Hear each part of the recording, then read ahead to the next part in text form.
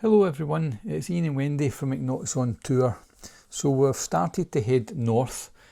We're heading north from Rosie's near Girona in Spain, and we'll be stopping at 4 Aires in France as we head towards Calais and then back to the UK and ultimately to Van Love Fest in Elvington Airfield in York. The first there is Roche De Glune, which is actually an island surrounded by the Rhone, the River Rhone on one side, and I think it's the River Aire on the other side. So it's quite unusual in the island. It's fairly rural, it's a small town, and it's actually located down past the swimming pool. So we've come down past that, and then it's one of the automated entries. The site itself is nice, it's fairly plain, it's very well shaded, so this is one of the few areas we've not been able to get a Starlink signal at, because there's just no direct line of sight through the tree cover that I could actually identify. We do like to go and explore when we've got time at the different locations. So we're just getting the My Rider bike set up to go a cycle around to see what's what, and to get some dinner. So Lola's not been on the bikes much in the last year, so we're actually back to getting her used to it. So she's a bit older, it's a wee bit harder. So we're just getting that organised, and then we're setting off. I said before, it's kind of rural here. It's a small village. There is restaurants and bars and shops and stuff like that, but it is fairly small scale. But it was quite lovely. When we were there, the streets were quite quiet, so we were cycling on the road sometimes, but they were quiet, and there was also some cycle lanes in the town. So quite a traditional village.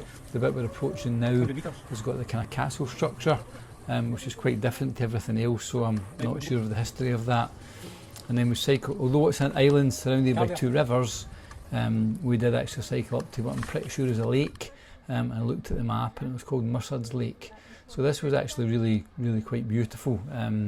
It was fairly still. For the fishing people, there was a lot of fish jumping, there was a bit of boating activity, and there was the start of a nice sunset. So we stayed here for a bit, gave Lola a bit of exercise, and then we cycled back into the town to find a restaurant, and we found a really nice pizza restaurant called, I think it was called Pick Pack.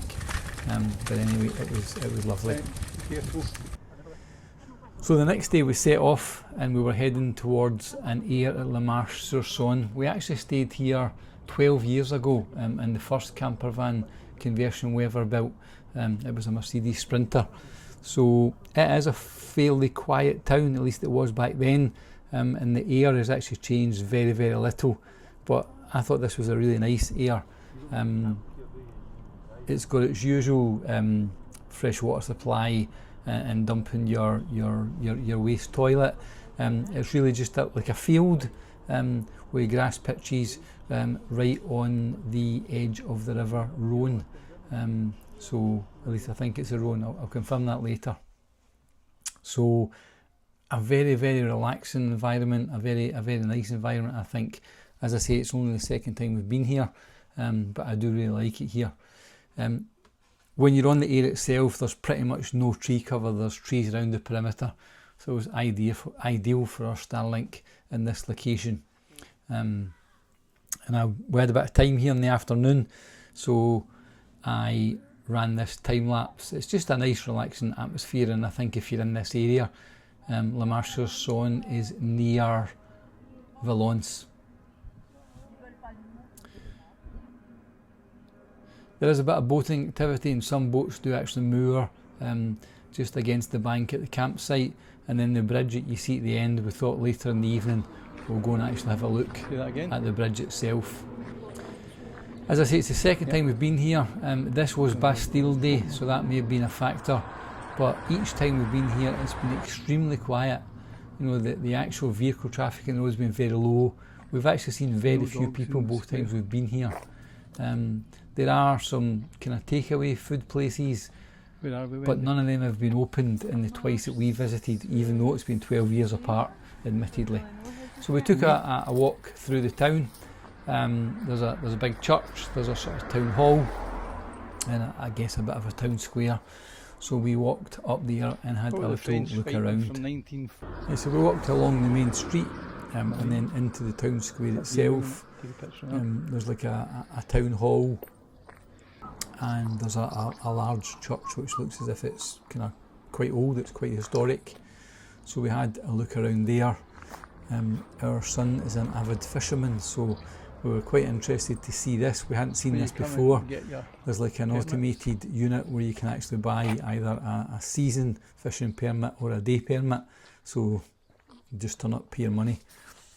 Then we walked further along and we walked towards the bridge.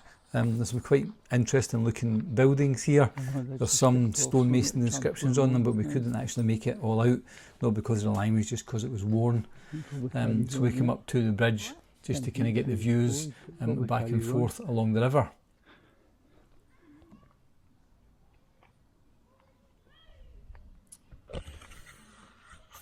So it looked at a substantial structure of the bridge, finished in 1969, and it was just nice views, looking each way along the river.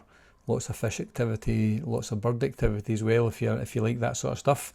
Lots of different bird noises, and a bit of boating activity too. Left. Weather-wise, it was a very still night. I mean, there was no wind, so the surface of the river was glass-like. So if you like your photography, it was very, very good for reflections, and in my opinion, just nice to look at. So we spent a bit of time looking each side of the bridge at different parts of the river. It was a lovely atmosphere, very relaxing. As I said before, I really enjoy this aire. Even though I've only been twice in the last 12 years, I would definitely be willing to stop over here again if we were coming past this in our travels. There's boats moored at each side of the banks of the river, so we walked across the bridge, which is a fairly long span. So we walked across to the other bank just to get a look, and just had a look around. Lola, our miniature pincher, was very interested in the sign for the name of the river. I'm not sure why, but she spent a bit of time here. And this view is the road leaving the aire, so if you turn right and you walk along and then turn left, it's only a few minutes walk away, you come to actually this structure. It was actually quite a substantial structure. I just liked it, which is why I took the photographs. And if you walk through there, you come to additional fishing lakes. The next morning we were on the road again, so we're heading towards Epernay. Epernay is just somewhere that we quite like, so we quite often have a stop in Epernay, usually just an overnight, as we travel north. So that's the plan for today, to head up to Epernay. The rosé champagne from Mercier in Epernay is Wendy's favourite, so we usually try and make a stop there, and she buys some rosé champagne to take home with us. So that's our first task as we get here. We're just approaching Mercier to buy some stuff, and then the intention is to overnight stay in the aire in Epernay, which we just think is a very, very nice aire, but it's a small aire, so we've yet to see if it'll have spaces, so fingers crossed. Just taking a picture of the Mercier sign whilst Wendy's in buying some stuff, and then we're heading off again. It's about a 5-minute drive from Mercier to the aire, but this time there was a lot of roadworks in Epernay, so it was quite a convoluted route round. And as we approached the aire, there was one van waiting to go in, and unfortunately that was the aire full. So this van actually paid their money and got access. There's only 6 spaces in the aire, and this time we're out of luck. We stopped at Epernay last year and we did get the last space in the aire, but as I say, it's a small aire. I guess it's a popular place, and you just take your luck. So as these people entered, Wendy went over just to check, but the sign said it was full, so we had to then think about plan B. So as Wendy headed back, we were starting to think about where else will we go. We still had to head through a lot of the roadworks in Epernay because it was, like I said, it was quite comprehensive. So first task was just to get clear of the roadworks and start to head north, and then think about where else we might go. and as we were doing that, Wendy was kind of navigating, or the sat-nav was navigating, but Wendy was searching the different apps and books that we've got, and we decided to head for St Imoges. I'm not sure if that's how you say it. We haven't ever been there before, but it was a relatively small site as well, but it was on our route and it was convenient for us just for an overnight stopover. So that's where we headed. This here is really quite rural. It's actually set, you know, amongst farmland, and there's a very small village adjacent to it. So although it's not really that far off the motorway, so it still is actually quite convenient.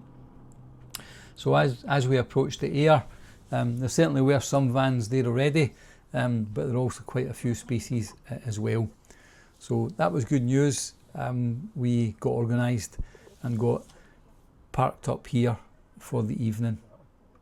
Initially we weren't sure which of the vacant spots we actually wanted to park up, so we had a wee circuit again of the aire just to think about what was the best, what was the most suitable for us. So it gives you a chance to see the aire. Like I said, it is small, I mean it is fairly plain. There's a mixture of tarmac pitches and also there are pitches on the grass too, so there's options. And certainly as the night went on, more and more people did squeeze in using the grass pitches as well. And this is us set up, and again it's quite a clear open air, so it was good for Starlink. We get good reception here. There's a fishing lake a few minutes walk, you know, into the forest from the aire. So I just was walking the dog and had a wee look. Quite like to see things like that. And I also walked into the village, which is maybe a 10-minute walk from the aire. So there's a small town centre with, I think that's the town hall. It was actually quite picturesque. There was about half of it was quite traditional, and the other half of it were all modern builds, but it was nice to see. And then the day after that, we're heading further north to Calais. So it's an area we've stayed at many times. We actually although it's quite a plain air, we do like it, and it's clearly very convenient for both the ferries and for the tunnel. So we are actually heading to the tunnel the next morning to come back to the UK and to head to the Van Love Fest Campervan Festival in Everington Airfield in York. Wendy checked on the app that it was actually really quite busy. We've never seen this air that busy. There were spaces, there were quite a few spaces, but I think it was about 70% full at this point. And any time, we've been here many times in the past, but we've actually never seen it as busy as this. So we got parked up, doing all the stuff you usually do, and I decided to do a little bit of cleaning in the van, because I'd trying to get it looking nice for its trip to Van Love Fest. So as I was doing that, I was cleaning the wheels and the tyres, and I'll try and get a fan wash when I get back to the UK, just to make it more presentable. I do like my BF Goodrich KO2s, so I know it's only a tyre and a wheel, but I'm just sharing a little picture of it. And whilst we were sitting relaxing, Wendy was looking at the Van Love Fest app when Rose and Paul, people who we've never met, had actually posted that they were in a Calais aire heading to Van Love Fest, and we'd replied, well, so are we. So they came and knocked the door and said hello, so it was absolutely lovely to meet them. A very interesting and nice couple. It's always nice when you meet like-minded people. We took a walk into Calais for dinner, and I was amazed at how quiet it was. We do this all the time on the way back from our French trips, and it's usually quite busy, but in this year Calais was really quite quiet. So we had dinner and then headed back to the van for an early start the next morning. As I'm walking the dog the next morning, I just like seas and rivers and waterways and stuff like that, so I always stop at this wee bit, but I'm always wondering why there's so many guillemots here. If you look carefully, the trees here have a lot of guillemots. I mean, if you stand and count them, the longer you wait, the more you see, but 10, 15, 20 guillemots, it's not unusual to have that many actually just perched in the trees. Not sure why, I just find that quite interesting. That's it for this video. I hope you enjoyed seeing the 4 different aires as we headed north as much as I did. I really like those long drives with short stops and get a little bit of time to explore the area before we move on again. Don't forget to like and subscribe to see future content, and thank you for watching.